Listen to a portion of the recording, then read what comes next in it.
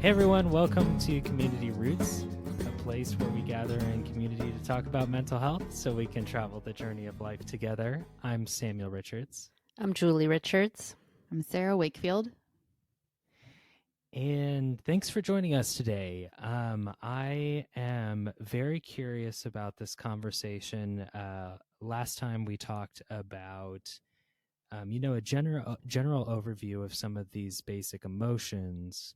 But in particular, we dived into two of them, anger and fear. This week, we're moving on to another one.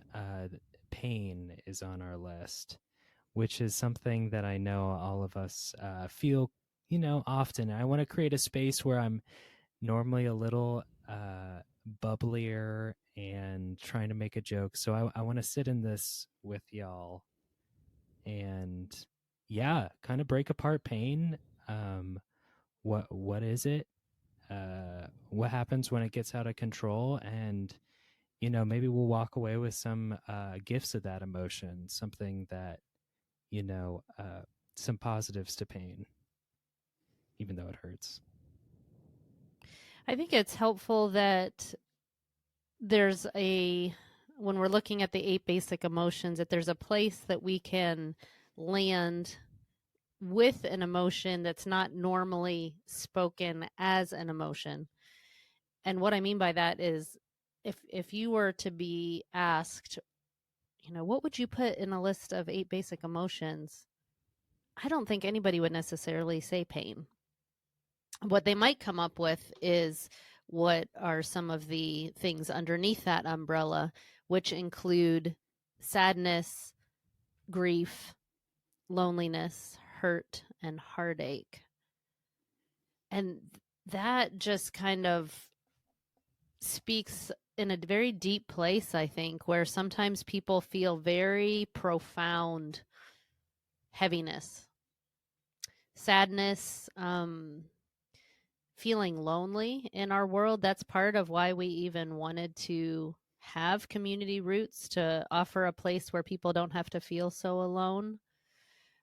But this sense of pain is so hard to lean into because we almost have autopilot to move away from pain, to not have to feel hurt, to not want to do things that cause us more pain or heartache. And I would describe it kind of as a very deep place at times or seasons for people, that it's a lot of anguish, a lot of turmoil, inner turmoil that we could feel pain about. Julie, I had a question about how pain shows up in our lives. Can pain be hereditary? Go further with that question. I'm curious where you're headed.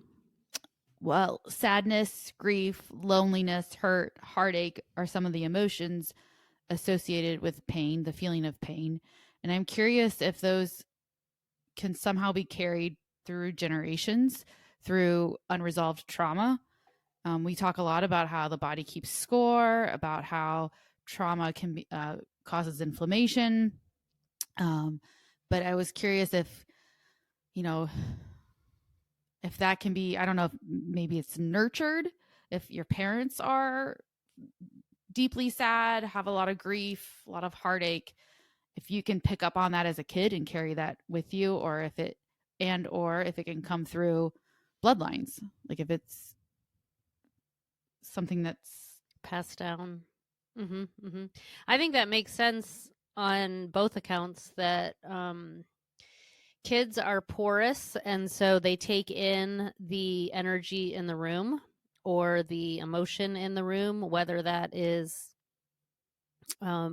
shame or blame or anger or hurt, that can be internalized, and it can lead to a very helpless, hopeless sort of deep despair. I think that's coming from kind of a young part of us. It could be a chronological age that it's happening, but it can also be an emotional age inside, where we tend to carry emotion that we like overly relate or identify with somebody. We internalize things and feel the heaviness of that, the helplessness or hopelessness of it, and can lead to despair, which probably culturally makes sense for why people do back up a little bit or find a way to medicate it or avoid it, or whether it's addictive patterns of workaholism or staying busy or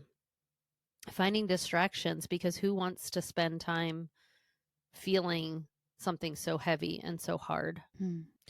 I remember one of the things that we were taught, and I can't remember if I've said this with the Community Roots family or not, or community, to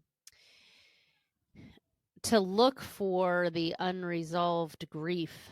Like, if we want to go deeper on things, to see if there's something that hasn't had a chance to be fully grieved, and how often when we have, say, anxiety or depression or something that feels very stagnant or stuck, like we're having a hard time moving past or through something, sometimes it's because of unresolved grief, that we haven't really done the work or known what to do. Our culture, I don't think, knows how to grieve very well.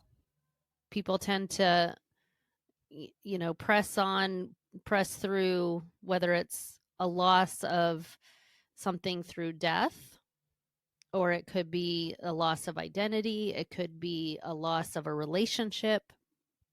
These are all aspects of grief and pain that typically, I think, how we cope as a culture is we avoid, deny, bypass, stay busy, sweep it under the rug, push on, keep going.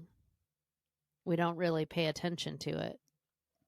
Which is interesting because I know I do that. And yet, in the long run, it causes me more damage over time. Or if I don't resolve it, I just become more weighed down with it. If I don't look at it and address whatever pain I'm experiencing, then it's with me for longer and longer, and it never goes away. Yeah, something that comes to mind for me that happened recently, it was one of our chickens just almost like declined so quickly. And it kind of came to the point where we, she wasn't accepting food or water. So I had to, basically take her into the vet and put her down, just because I didn't want her to starve and, dehydrate to death, basically. And I remember for a couple of days I felt really conflicted about that and not sure how to really resolve that. And the other day, so the chicken's name was Butterscotch, and she was named by one of our neighbors. And so we had our neighbor over. We buried a hosta that was in bloom. And we said a couple of words and shared some memories. And our neighbor had taken a couple of pictures. So we just kind of we're in that just moment sharing. And I do remember feeling more resolved about that, where I do still feel some, we kept her in our dining room for a couple of days, and I still kind of feel weird sometimes when I enter the dining room, but it's less so than it was as it being so present. And so I would agree, the working out or just taking a moment to talk about what happened was useful. Allowing yourself to pause and be with it instead of just push, just ignore, dodge it, keep going. Well, and is it always, though, that you're cognizant of dodging it or ignoring it or pushing past it, especially if you're young? Because if you're not trained on how to process pain, not that you have to be trained, but if you're not shown healthy ways of processing pain, and then you don't know what to do with it, can it just be buried until it finally comes to light? I mean, I guess what I'm trying to say is I don't know that I don't want to say it's somebody's fault for not addressing their pain, because they might not even know it exists in a tangible, in a cognizant way. Mm-hmm. I'm thinking of a woman I know whose mother committed suicide when she was like 4 years old. And I don't know if this woman's ever addressed that pain, but I don't even know if she would have known how to as a 4-year-old. You know? She wouldn't have. I mean, as a 4-year-old, right? I mean, Right. what 4-year-old has the capacity to process that? And That so, is often going to be continued to be processed when given opportunity. So maybe ideal situation, having a child in counseling and having support at a young age would be great if that can happen, but I don't know how often that actually happens.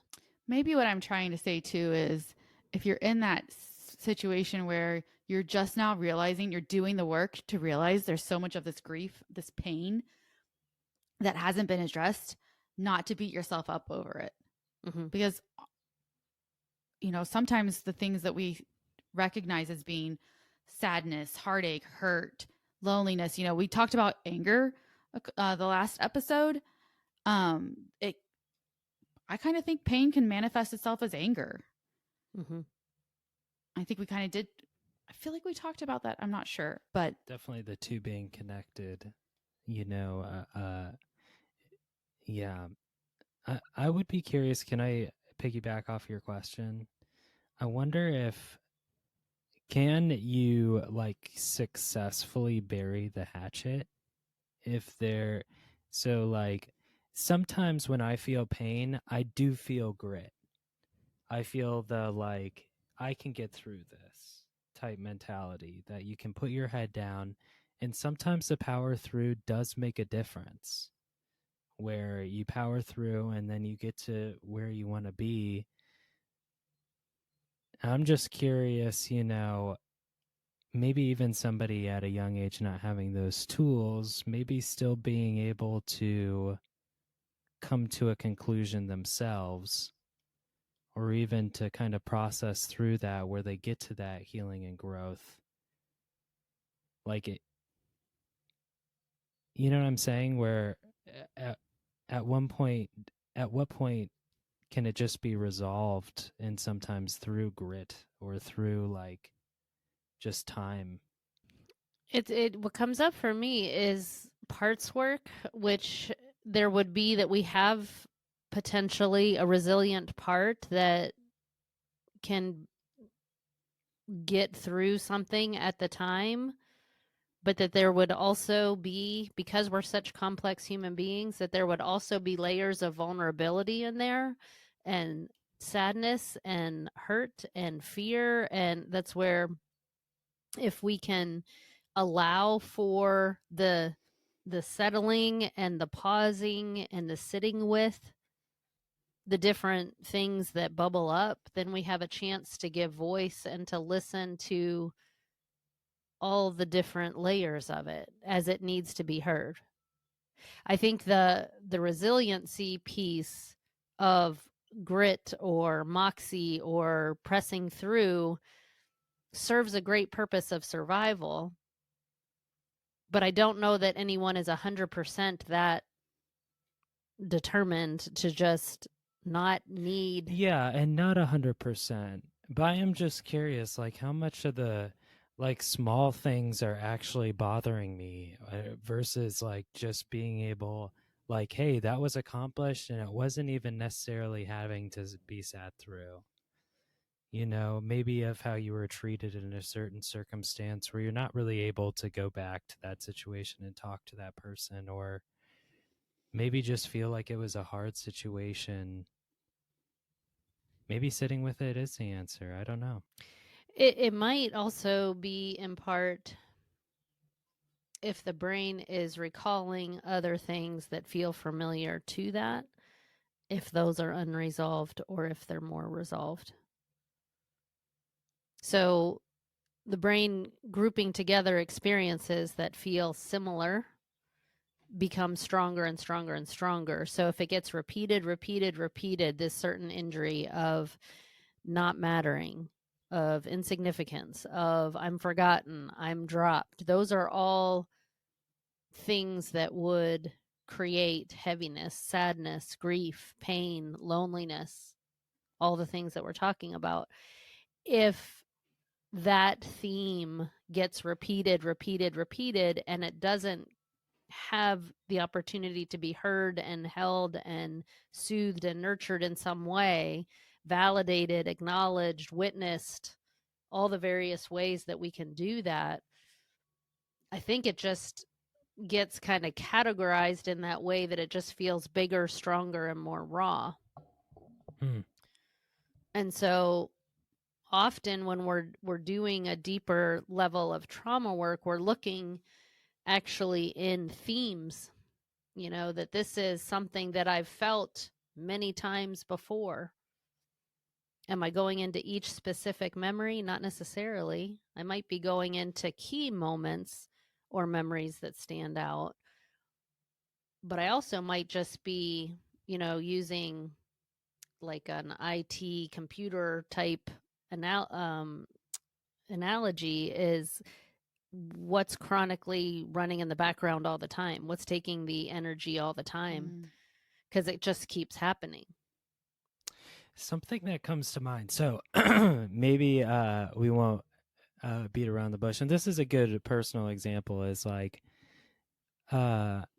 in college, it hit a point where I was working too much. I was taking too many classes. I was getting overwhelmed by small stuff and not doing what I should have done. And had to basically drop out of college and reassess. But that's something that's happened not necessarily in my past, but previously throughout school. I've sometimes had difficulties with like turning in all my assignments or being as diligent. And I'm curious, like, with the work around that, what my answer has been kind of previously is like, I stopped and did do some like mental work then, but overall I've felt that panic around school since then and have resolved to grit. And I'm just curious, is that something that, because it is something that continually comes up, is that something that's potentially, whenever we're faced with kind of pain again and it feels duller, is that a positive, or is that meaning like you're not necessarily doing it right? Like if I say, if we're faced with a circumstance and we say, okay, I don't necessarily need to feel this pain, I would rather feel grit. Does that make sense? Is that coming from an unhealthy place? Is that part of the growth? Does something come up similarly for you, Sarah, or does something come to mind? So the grit part resonates with me. I tend to, in a moment of panic, which could be a moment of pain, heartbreak, grief, I zone into what I need to do to get through whatever that that catalytic moment is, that catalyst is. And then afterwards, it's easy to not address it, to be like, well, I made it through and I have more things to do. Like I have to get through the next couple days. Like I have to do work, or I have to do this, and I have to show up and do these things. So I might not be understanding you entirely, Samuel. Check me if I'm outside of what you're... No, I think in some ways you might be, because you are feeling that grit. I wonder for you, is it something that reoccurs, like maybe in the past you felt like loss or defeat or pain maybe within that moment, and later you're hit with the same example of that moment and you resolve to grit? I think my resolve to grit started with fear and maybe like loneliness. It's a combination. I don't think it was one or the other. I'm cycling back to my childhood, to the formative years when this is all built. Like this is how we, this is how we develop and life happens.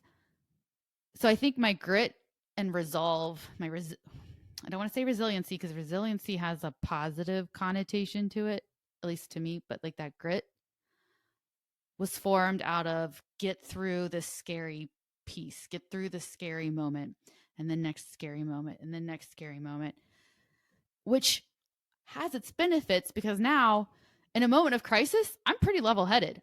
I don't get flustered. I do what I have to do. But if I don't address what has happened later, I recognize that I didn't address any of those things when I was a kid. As I grew up in my teenage years and my young adult years, I just kept the grit going. And then it just kept building and building and building. And so deep despair. I think we haven't really touched on what the happens when emotions run the show or they're suppressed for pain, but I mean, we kind of have. But the feeling of numbness, deep despair, hopelessness. I would say deep despair was probably something that I have done a lot of work on. But I still like my grit. I'm not going to lie. I do really appreciate my grit. You talked about losing your chicken. What helped you get through that horrible decision you had to make? When I just put my dog down 2 months ago, I had wonderful support. I mean, amazing support. As I'm sure you did with Connie, you two had each other, you had your neighbors. I had amazing support during that time, but I still had to get through it. Like I still had to make decisions and talk through the logistics of it. But me processing that, I wept and sobbed and clung and needed prayer and needed support. And I welcomed it openly and I allowed myself to grieve. And I think I'm very grateful for that because I was able to address that pain and I can still address the pain and know that it's not going to overwhelm me. It's going to, it'll be like a wave. And it makes sense that you can hold both, that you can have some grit. I need to keep on going with life. I need to keep allowing myself to go forward. And I can also acknowledge sadness that I feel, or hurt, or the grieving process, that it doesn't have a timestamp, that it shows up when it wants to and how it wants to. And so we can hold both at the same time. And I think going back to what you were saying, Samuel, about basically, I don't think this is your exact phrase, but you're not sidestepping entirely as long as you make room for the sad or the pain or the heartache or the grief or whatever it might be, to say, yeah, that's here too. Like, yes, I can have my grit. I can do what I need to and get through hard times. And that is helpful. Of course it is. And can I allow part of that reality to include the acknowledgement of heavy, hard, sad, heartache, whatever that might be? I think part of what helps us not go into the extreme of being flooded by and drowning in these heavy, hard emotions, which would be when they're running the show. The other extreme of that is going completely numb, which people think sometimes numbness is a void of emotion. It's actually that we're so flooded that it's like the circuit breaker cut out and we're suppressing. Like we can't even get in touch with, well, what's there, because it's all so much that it kind of flooded the system. And then we end up feeling numb. So the way through any of these intense, heavy, hard emotions, whether it's sadness or grief or pain or heartache or loneliness, the way through is being able to touch on, in small doses, little bits of, can I name it? Can I allow myself to feel it?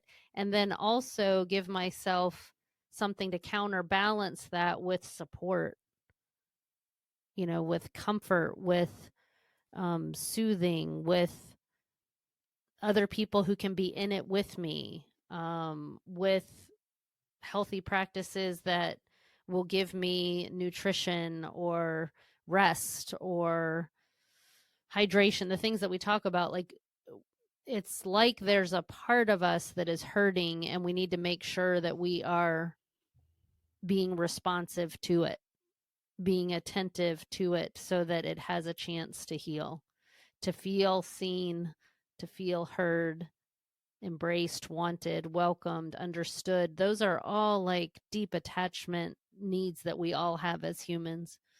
And I think these emotions that Pia is speaking to in this portion kind of parallel that so much. I was just thinking, numbness is kind of like the color black. Black is not the absence of color, it's all the colors combined. And picking apart numbness to identify all of those emotions, I mean, that's going to be overwhelming. What comes to mind is how overwhelming it must be to feel numb, and then to think about picking into that numbness and like unraveling all of those knots, or identifying the color green out of black. What do you say to someone who's feeling that right now? Well, first, I think I would lean in and be in that space and hold it. And some of it is even nonverbal, of not saying something, not to be silent. I think silence, this gets me on a whole different soapbox, because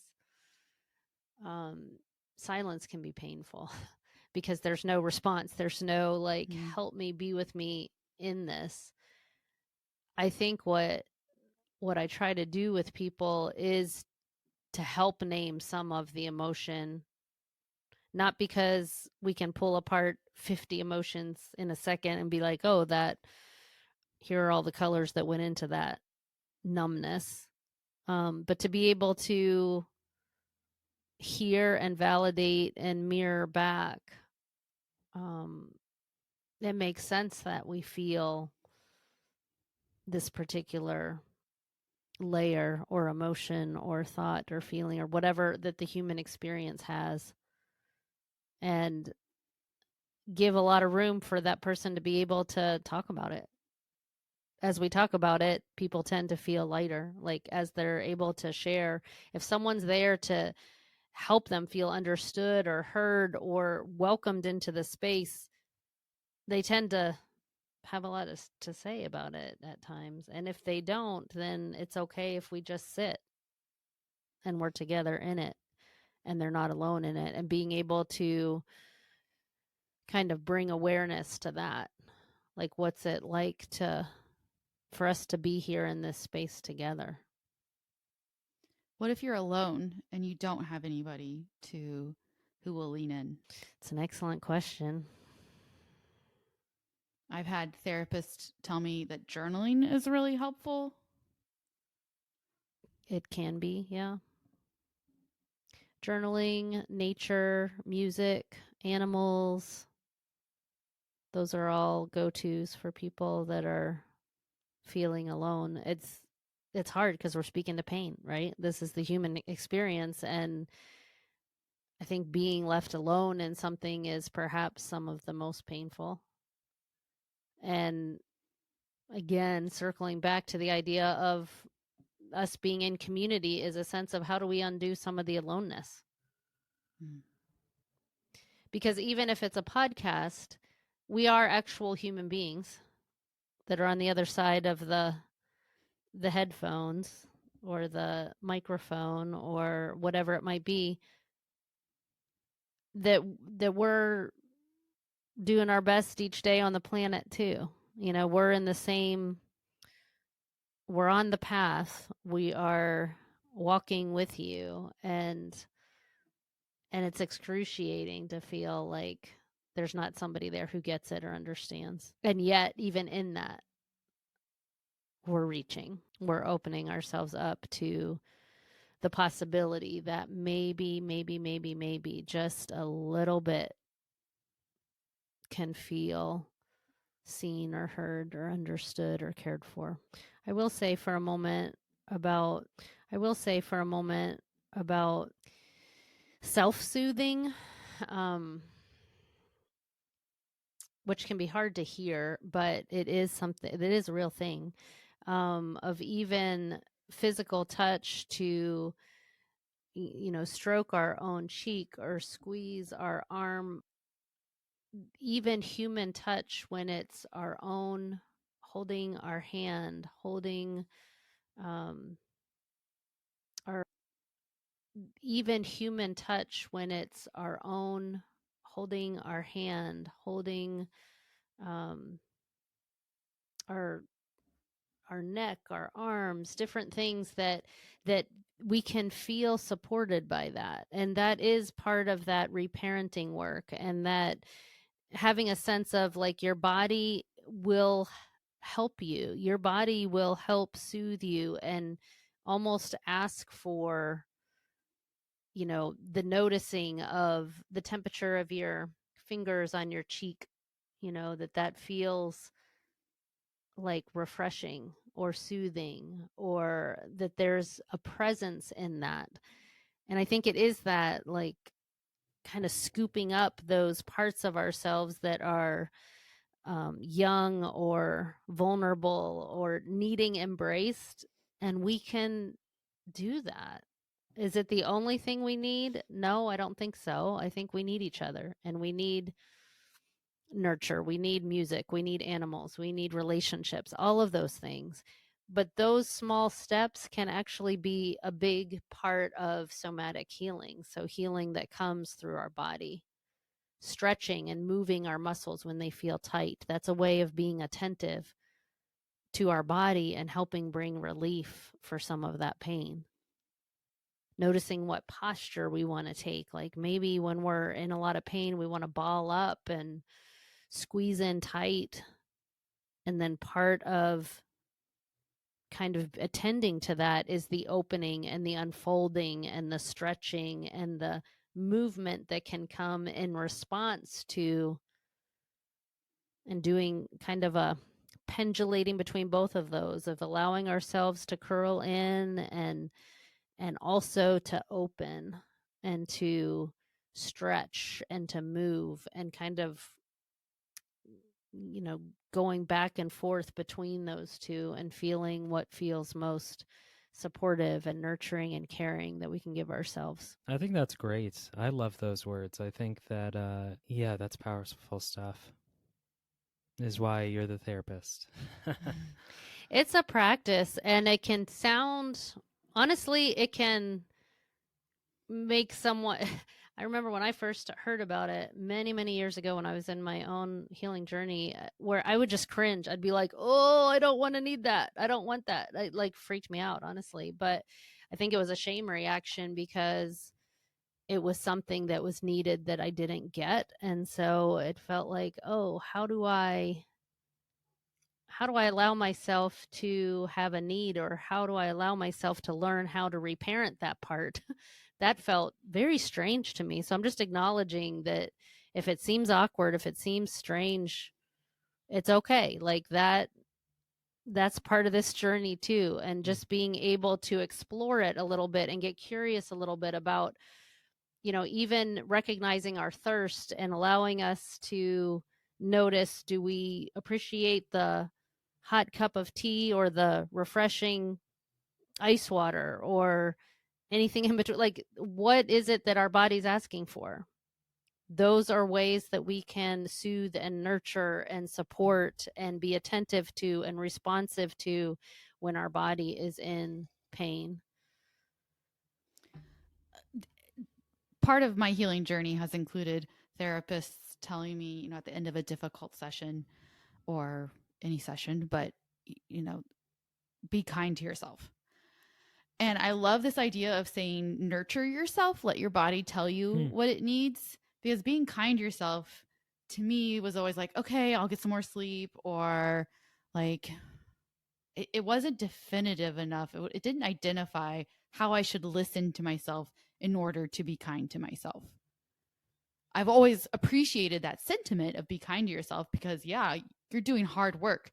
If you're even thinking about pain, you're doing hard work. I love this visualization of how can I be kind to my body, or like, how can my body tell me how to nurture myself? Mm-hmm. A hand massage, a neck massage, like all those can be done. A foot massage. Yeah, all those things of like, that's something we actually can do. And it might seem like a small thing, and yet it can be so supportive and so helpful. So experiment a little bit with that. And then when we talk about the gifts of emotion, to kind of bring us to a place of closure for today, the gifts of emotion come when we're able to name and to process our emotions effectively. So when we're able to acknowledge and validate and sit with and spend time with our sadness and grief, our loneliness or hurt or heartache, all of that pain, what can come out of that is healing and growth and awareness. And healing, I don't think, is a destination so much as it is a process. Healing is a process. Growth is a process. And the awareness of, oh, this is something that must really matter to me. If it's causing me this kind of pain or heaviness, it has significance to me. It matters to me. So I have new awareness of how things have affected me, or I have new awareness of what feels comforting, or how I might offer that to someone else who is hurting. Like, it opens up a whole new world of possibility for how I treat myself, but also how I am with others, how I can be with someone in the midst of their hardships or suffering or pain as well. Good stuff. Well, it's one of those hard emotions, but I think, kind of like you were saying, I think we live in an avoidant culture. So I'm glad that we took this time to kind of break it apart. And hopefully as a listener, you got to see maybe a little piece of real life podcasters, but also, breaking down that emotion, maybe some good things to think about. I know that just as with last week and a lot of weeks here, I think I've got a lot of thinking to do with some of these concepts. But,